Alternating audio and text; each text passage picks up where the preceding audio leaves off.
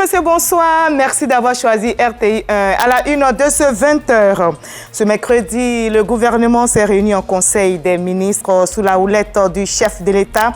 À l'ordre du jour, plusieurs dossiers dont le projet de loi de finances pour 2026, un budget ambitieux marqué par une prévision de croissance à 6,7%. Objectif affiché, promouvoir le social, lutter efficacement contre la pauvreté et les inégalités.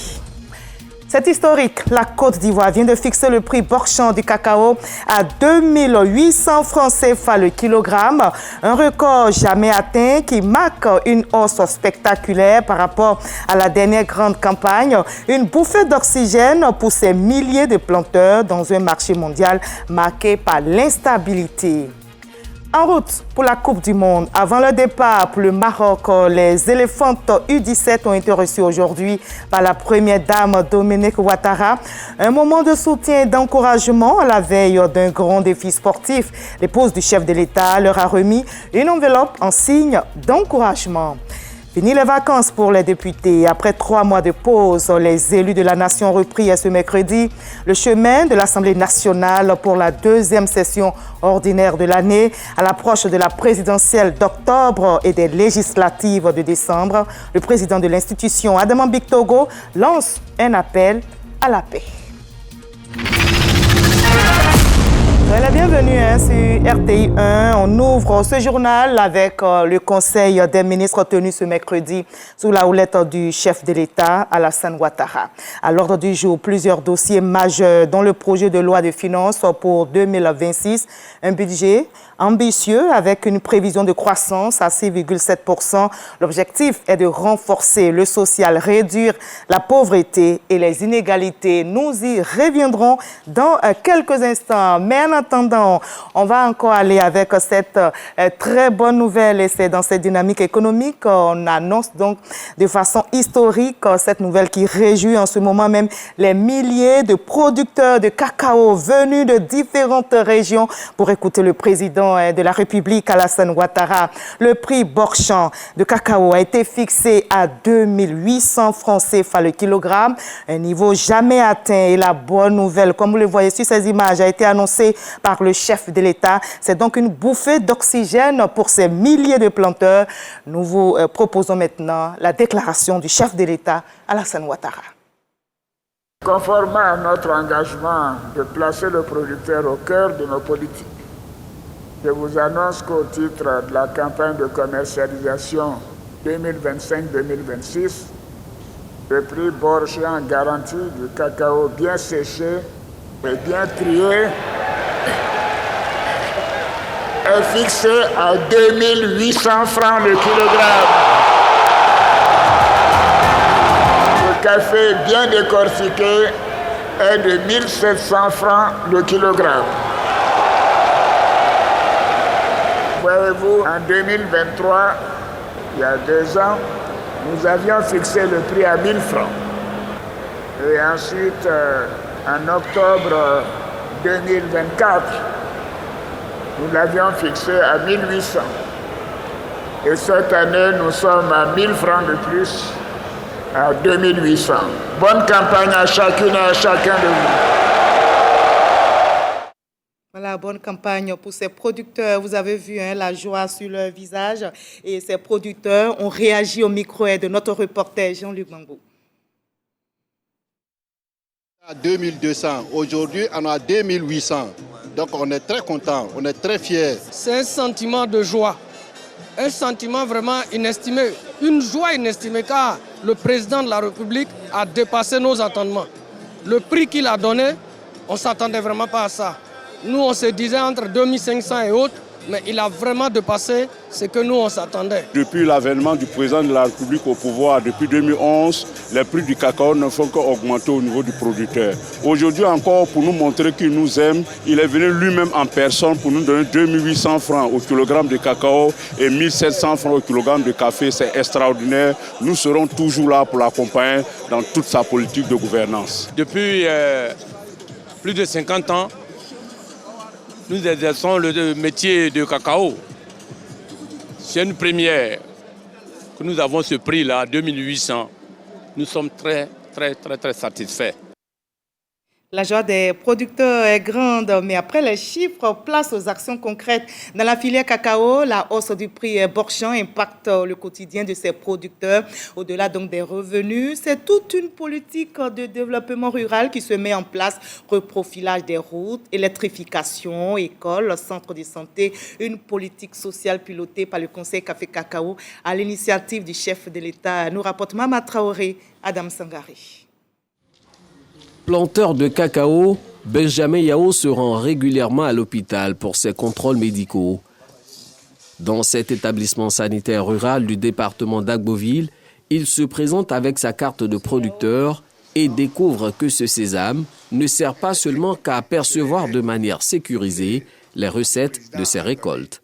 Monsieur Yao Benjamin, avec vos cartes de producteur de café cacao, vous bénéficiez de la gratuité de 100%. J'avais ça, en ce moment je n'avais pas la carte. D'accord. Donc j'ai payé ça en totalité. D'accord. Ce médicament est gratuit, donc ça passe avec la carte. Merci. Il en est ainsi pour des centaines de milliers d'autres producteurs de café cacao. Chaque détenteur de carte peut bénéficier gratuitement des prestations de la CMU, couverture maladie universelle en milieu rural. Ce jusqu'à fin décembre 2025, une mesure prise par le chef de l'État visant à améliorer les conditions de vie des paysans. D'ailleurs, l'établissement sanitaire de premier contact dans lequel Benjamin se fait soigner a été réalisé et équipé par le Conseil du Café Cacao, tout comme cette école primaire située à Touadji 2, un village du département de Méagui. Pareils édifices, l'organe de régulation du binôme café-cacao en a construit plusieurs dans les 13 zones de production que compte le pays grâce au FIMR, le Fonds d'investissement en milieu rural. Le Fonds d'investissement en milieu rural, en abrégé FIMR, a 6 domaines d'intervention qui sont l'entretien et la réhabilitation des pistes de desserte agricoles. On a l'hydraulique villageoise par la réalisation de forages équipés de pompes. On a l'éducation par la construction d'infrastructures scolaires. On a aussi la santé par la construction de dispensaires, de maternités. On a aussi la sécurité par l'équipement des forces de défense et de sécurité. Et enfin, on a l'électrification rurale. Le président de la République a voulu qu'on donne un meilleur prix aux planteurs. 60% au moins du prix du marché international. Mais le bien-être du producteur, ce n'est pas seulement le prix. Donc disons que nous prenons le planteur dans sa dimension sociale. À ce jour, le FIMR totalise à son actif l'entretien et la réhabilitation de 10 900 km de pistes rurales pour faciliter l'évacuation des fèves. La construction de 395 salles de classe ajoutées à la distribution de 279 000 kits scolaires. La réalisation de 39 centres de santé et l'électrification de 33 villages à l'énergie solaire. Nous remercions beaucoup le Conseil Café Cacao pour tout ce qu'ils font pour nous et aussi pour nos enfants. Avec les kits scolaires, ça nous fait moins de dépenses. Depuis que le président a augmenté le prix de cacao, j'ai vu une amélioration de ma vie. Grâce à ça, mes enfants vont à l'école paisiblement et j'arrive à vivre comme il se doit. Tous nos campements ont été électrifiés. C'est grâce à lui aussi que nous pouvons économiser un peu, prendre un peu soin de nos familles et scolariser aussi nos enfants. Toutes ces réalisations s'ajoutent à une hausse constante du prix Bourg-Champ depuis 2017 et à une montée en puissance de la Côte d'Ivoire sur le segment de la première transformation. Sur initiative du Conseil Café Cacao et d'acteurs privés, de grandes usines ont été ouvertes afin de mieux capter les revenus générés par la filière cacao. Autant dire que la dynamique est loin de s'estomper. La dynamique est loin de s'estomper. Justement, certainement, le bien-être des producteurs a été évoqué lors de ce Conseil des ministres tenu ce mercredi sous la houlette du chef de l'État. Plusieurs dossiers étaient au menu, notamment le projet de loi de finances pour 2026, un budget ambitieux avec une prévision de croissance à 6,7%. L'objectif est clair, renforcer le social, réduire la pauvreté et les inégalités. Alexis Ouedraogo. Devoir de redevabilité ce mercredi au palais présidentiel. Les membres du gouvernement sont venus rendre compte de leur mission auprès des populations. L'exercice constant conduit par le chef de l'État, Alassane Ouattara, veut garantir la bonne exécution des tâches assignées. Et justement, sur la table de ce conseil, le budget 2026, qui avec une progression de 13,1%, s'évalue à plus de 17 350 milliards de francs CFA. La politique budgétaire en 2026 sera orientée vers l'accroissement de la mobilisation des ressources intérieures, la maîtrise des charges de fonctionnement et la consolidation des dépenses d'investissement. Elle prévoit également de renforcer les dépenses sociales, notamment celles visant la réduction de la pauvreté et des inégalités sociales, ainsi que celles en faveur de la protection de l'environnement et de l'adaptation au changement climatique, en vue de favoriser une croissance économique forte, durable et inclusive. Face à l'intérêt croissant des populations pour la chose politique, le Conseil reconnaît d'utilité publique l'Institut de formation politique Amadou Gon Coulibaly. Son approche apolitique a permis à ce jour la formation de 240 jeunes militants de divers bords. Tourné vers la production et la diffusion d'idées novatrices et de propositions pour l'engagement politique. Il est ouvert à tous les citoyens, à tous les partis et groupements politiques, ainsi qu'à l'ensemble des mouvements et associations de la société civile, sans distinction de sensibilité ou d'obédience politique.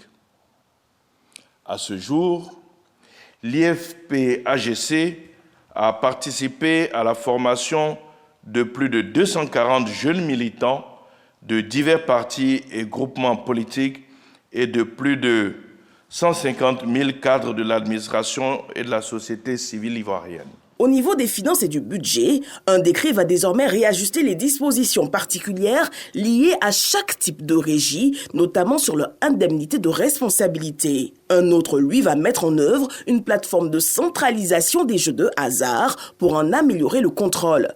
Elle permettra non seulement d'assurer un contrôle en temps réel des flux monétaires provenant des opérateurs en tout genre et de lutter contre les pratiques illicites telles que le blanchiment de capitaux et le jeu des mineurs, mais également de prévenir l'addiction des joueurs. Pour l'efficacité énergétique dans le pays, un accord de 20 milliards a été conclu pour le financement du programme Maîtrise d'énergie. Il comprend la réalisation d'audits thermiques et énergétiques ainsi que des travaux de rénovation énergétique des bâtiments publics, dont le bloc ministériel. Il prévoit également le remplacement de 31 000 lampes du parc d'éclairage public du Grand Abidjan par des lampes LED. Au titre des communications, de bons points notés, toujours pour le secteur de l'énergie, qui enregistre cette année de belles performances. Du 1er janvier au 31 décembre 2024, les productions de pétrole brut et de gaz naturel sont respectivement estimées à 16,1 millions de barils et 2,4 milliards de mètres cubes, correspondant à des débits de 44 000 barils par jour de pétrole brut et 6,6 milliards de mètres cubes par jour de gaz naturel. La production de pétrole brut enregistre une progression de 50% par rapport aux résultats obtenus en 2023 au cours de la même période. La performance de la production pétrolière s'explique principalement par la mise en production du champ Baleine à fin août 2023. Concernant le secteur de l'électricité, à fin décembre 2024, la production nationale brute d'électricité hors importation d'énergie s'établit à 14 000 gigawattheures. Bon point aussi pour les entreprises publiques avec des performances portées par le port autonome d'Abidjan et la Petroci. Au premier semestre 2025, les entreprises publiques ont maintenu la dynamique positive observée ces dernières années au niveau de leurs performances financières. Leur chiffre d'affaires consolidé s'élève à 1095,7 milliards de francs CFA, correspondant à un taux de réalisation de 109% par rapport aux objectifs budgétaires de la période. Le pays élargit sa couverture sociale au monde agricole et informel via son programme d'investissement en protection sociale dans les 10 secteurs. Plus de 5,2 millions de personnes devraient être impactées pour une enveloppe de 187 milliards de francs CFA. Autre bonne note, le bouquet de réforme de l'assurance vieillesse pour les travailleurs du privé. Il acte le relèvement de la pension minimum de 30 à 60 000 francs CFA. Répondant aux questions d'actualité, notamment sur les arrestations de membres de l'opposition, le porte-parole du gouvernement s'est voulu clair. Les personnes qui ont été interpellées jusqu'à ce jour ne l'ont pas été du fait qu'elles soient des personnalités de l'opposition. Elles l'ont été en tant que justiciables qui ont commis des délits.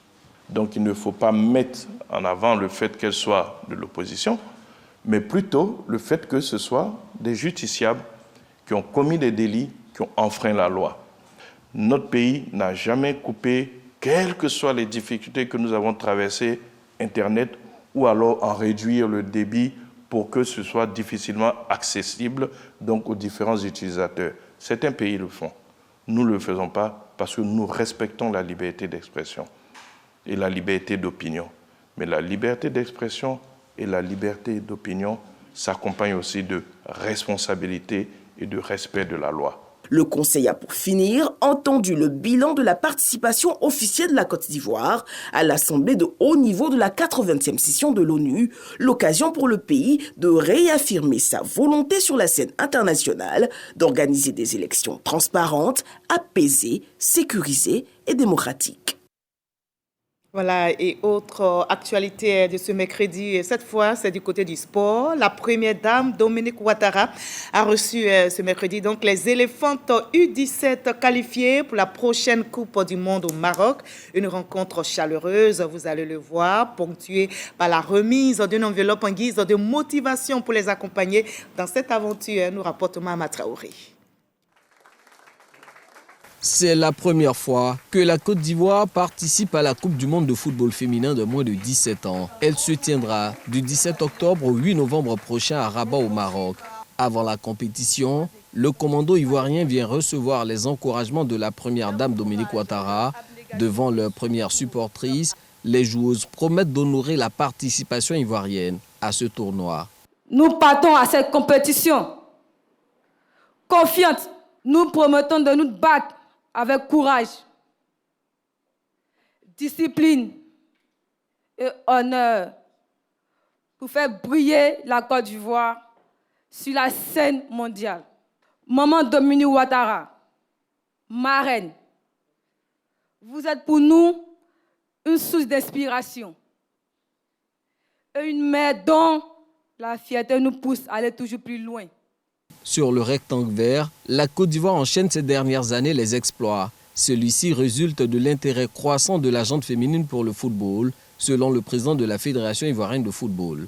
Il se trouve que dans le football moderne, le football féminin est ce qu'on appelle le nouveau relais de croissance. Ce qu'il faut retenir, c'est qu'au pays d'Alassane Ouattara, rien n'est mis de côté quand il s'agit de faire des efforts pour les jeunes et pour les filles.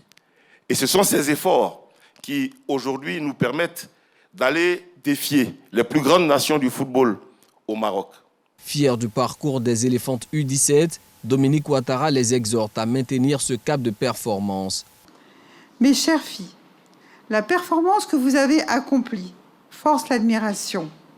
Vous avez démontré votre talent, votre détermination et votre esprit d'équipe tout au long de ces qualifications.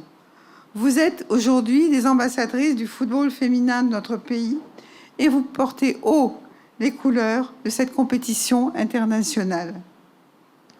Mes chères filles, je tiens à féliciter chacune d'entre vous pour les efforts que vous avez fournis jusqu'ici. Grâce à votre discipline et à votre solidarité, vous avez fait la preuve que le football féminin ivoirien est en pleine ascension et que cette discipline sportive, anciennement réservée aux hommes, a de belles années à venir en Côte d'Ivoire. Je vous encourage à continuer à croire en vous-même, à travailler avec sérieux et à rester unis dans cet esprit d'équipe qui vous a conduite aujourd'hui là où vous êtes. Logée dans la poule E, la Côte d'Ivoire aura à affronter en phase de poule la Colombie, l'Espagne et la République de Corée. Et on va croiser les doigts pour nos éléphantes. Avant ce grand rendez-vous sportif, les députés ont repris le chemin de l'hémicycle. Fini donc les vacances parlementaires. La deuxième session ordinaire de l'année 2025 s'est ouverte. Une session à quelques semaines de la présidentielle d'octobre et des législatives de décembre. Le président de l'Assemblée nationale, Adama Bictogo, a lancé un appel à la responsabilité, à la paix. Nous rapporte Konaté Moussa, Traoré Zakaria, Ulrich Tadongo. Les députés de retour à l'hémicycle pour la deuxième session ordinaire de l'année 2025. Ce mercredi 1er octobre marque la reprise des travaux parlementaires après 3 mois de vacances. Pendant les 3 mois de vacances, il faut dire qu'à l'accoutumée, nous allons vers nos mandats pour essayer de leur expliquer surtout les lois qui les concernent et recueillir éventuellement les observations pour que d'aventure, on puisse en tenir compte quand il y aura des lois à voter. Dans son adresse, le président Adama Bictogo se prononce sur les prochaines élections présidentielles d'octobre et législatives en décembre. Il invite les députés à contribuer à l'effort de paix pour assurer un environnement électoral apaisé. J'invite en conséquence chacun d'entre nous à puiser au plus profond de lui toutes les ressources nécessaires afin de faire prévaloir la fraternité, notre amour pour la Côte d'Ivoire, ce bien précieux qui nous unit et qui nous rassemble tous. Pour la paix, aucun sacrifice n'est de trop. Message bien perçu par les élus de la nation. Il a toujours parlé de la cohésion sociale, de la paix. Nous choisissons la paix entre nous les députés, entre nos populations et la paix dans toute la Côte d'Ivoire. Tout député soucieux de l'évolution de sa nation, et puisque nous sommes les représentants de la nation, nous œuvrons pour la paix. Et nous appelons tous nos concitoyens à œuvrer dans ce sens-là. À l'entame de la séance, les députés des groupes parlementaires PDCI-RDA, PPACI et les députés non alignés Assalé Timoko, Pascal Afin-Guessan et Olivier Djebi se sont retirés de l'hémicycle. Je note qu'une fois de plus, les groupes parlementaires représentants le PDCI-RDA et le PPACI ont décidé de ne pas prendre part à la présente cérémonie d'ouverture solennelle de notre session. J'en prends acte et ainsi va notre démocratie. Pour cette deuxième session ordinaire des travaux parlementaires, 18 textes de loi seront examinés. La paix est une quête permanente et la RTI s'engage à travers cette rubrique que vous aimez bien, c'est l'instant paix.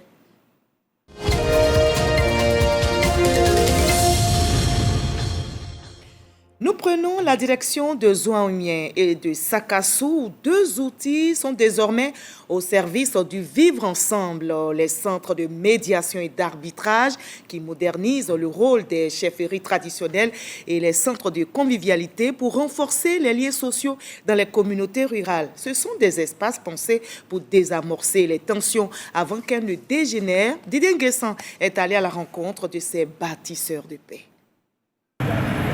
Zouaoumien, département de la région du Tongpi. Dans ce centre multiethnique de médiation et d'arbitrage, la chefferie ne chôme pas. Ce matin, une affaire de foncier familial est portée devant les sages. La sœur aînée, vivant en ville, réclame sa part d'héritage à son frère cadet installé au village. Les 2 parties sont entendues. Après 2 heures de délibération, le chef de canton rend son verdict. Le petit frère a déjà donné sa parole. Il a dit qu'il allait encore donner une partie à sa grande sœur. Si dans le cas contraire, la grande sœur n'est pas contente de la partie qu'il va lui donner, il n'a qu'à repasser me voir. Les protagonistes finissent par accorder leur violon. Je suis satisfaite parce que c'est la famille. Et si je continue à faire palabre avec mon frère, à quoi ça va aboutir? En cela, j'ai accepté. On dit que c'est l'union qui fait la force. Dans une famille, si vous êtes unis, la famille progresse. Mais aujourd'hui, la parcelle qu'elle est donnée, si elle refuse, ça ne va pas me plaire totalement. Mais je vais ajouter. Dans ce centre communément appelé Maison des chefs, une 40aine d'affaires sont jugées par semaine. Le tiers porte sur des conflits fonciers. Dans cette grande famille, si peut-être celui de Claire Mouleux, peut-être va s'impliquer dedans pour prendre une parcelle là-bas, moi étant sur des terres, j'essaie, donc j'arrive à régler. La cohabitation à Zouaoumien, c'est parfait. En ma qualité de chef de ce niveau, quand il demande, on dit cultive où tu veux. Un autre outil du genre renforce les échanges entre les communautés. Il s'agit des centres de convivialité. À Konankro, situé à 7 km du département de Sakassou, à côté de ce gros arbre à palabres sous lequel se réglaient auparavant les conflits, cette infrastructure a vu le jour en septembre 2018. La population s'y réunit régulièrement pour gérer la vie communautaire. Grâce à ce foyer, on arrive à tenir des réunions sur la cohésion sociale. On ne doit pas se discuter, on doit être tout le temps dans la paix. Et ça nous a permis de nous souder, de nous renforcer en amitié et en solidarité. Les centres de convivialité et les centres multiethniques de médiation et d'arbitrage constituent deux outils importants de la vie sociale en milieu rural. Ces arbres à palabres des temps modernes dressent justement un pont entre la modernité et la tradition. Justement, quand la tension monte aussi en milieu rural comme urbain, c'est la médiation qui reste une réponse. À Yopougon, où je vous conduis maintenant, les quartiers de Gestco, Extension 3 et Niangon-Atié ont connu des conflits communautaires, mais grâce à l'intervention d'une ONG, l'Organisation pour la paix et la cohésion sociale dans notre pays, le dialogue a repris, les blessures se sont refermées. Un exemple de réconciliation locale qui inspire, nous dit Victorine Yaoyoboui. La paix, tout faire pour que la paix règne. Aucun sacrifice n'est trop grand quand il s'agit de faire la paix, disait Félix Houphouët-Boigny. Après 2 décennies de conflits fratricides, l'harmonie est de retour désormais au sein des populations de Niangon-Atié, village de la commune de Yopougon. Pour le démontrer, l'actuel chef du village rend visite à son prédécesseur, malgré la pluie qui tombe sur Niangon-Atié. La langue et les dents sont logées au même endroit.